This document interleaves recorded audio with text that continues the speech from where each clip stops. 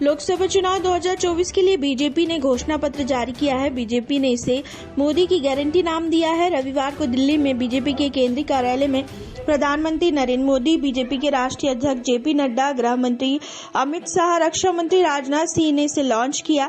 Manifesto के जरिए 2047 तक के विकसित भारत के विजन को बताने के लिए भोपाल में स्टेट मीडिया सेंटर में सीएम मोहन यादव, बीजेपी प्रदेश अध्यक्ष बीडी शर्मा ने प्रेस कॉन्फ्रेंस की। भाजपा प्रदेश अध्यक्ष बीडी शर्मा ने कहा कि भाजपा की संकल्प पत्र के लिए पूरे एमपी में 1100 पेटियां रखवाई गई थी। प्रदेश के 26,000 लोगों के सुझाव हमें मिले थे। मध्य प्रदेश के चिकित्सा प्रकोष्ठ ने 70 साल से अधिक उम्र के लोगों को मुफ्त इलाज का सुझाव दिया है। उन्होंने कहा, भाजपा के केंद्रीय नेतृत्व द्वारा जारी संकल्प पत्र आगामी 2047 के विकसित भारत का संकल्प पत्र है। संकल्प पत्र में पिछले 10 वर्षों में मोदी के नेतृत्व में जो संकल्प लिए थे उनको पूरा किया है। उन्होंने कहा कि प्रधानमंत्री ने कहा है कि देश में 4 जातियां हैं। ये संकल्प पत्र उनके विकास के लिए संकल्पित है। संकल्प पत्र आगामी 5 वर्ष के लिए सेवा, सुशासन और गरीब कल्याण के आधार पर ही केंद्रित है।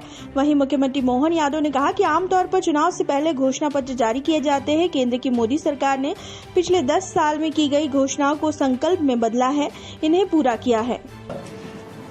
गारंटी की गारंटी वही बोल सकता है जिसके अंतर्मन में अंदर तक इस शब्द की महत्ता छिपी हुई।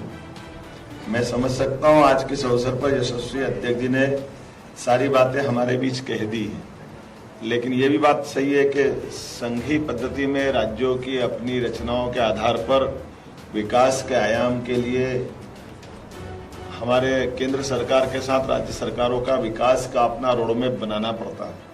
और मैं सौभाग्यशाली हूं कि यशस्वी प्रधानमंत्री ने विगत 10 वर्ष में जिस सेक्टर में जो काम करने के आयाम दिए थे, मध्य प्रदेश सरकार ने मेरे पूर्ववर्ती मुख्यमंत्री श्रीमान शिवराज सिंह जी चौहान के नेतृत्व में उसमें काफी हद तक काम किया है।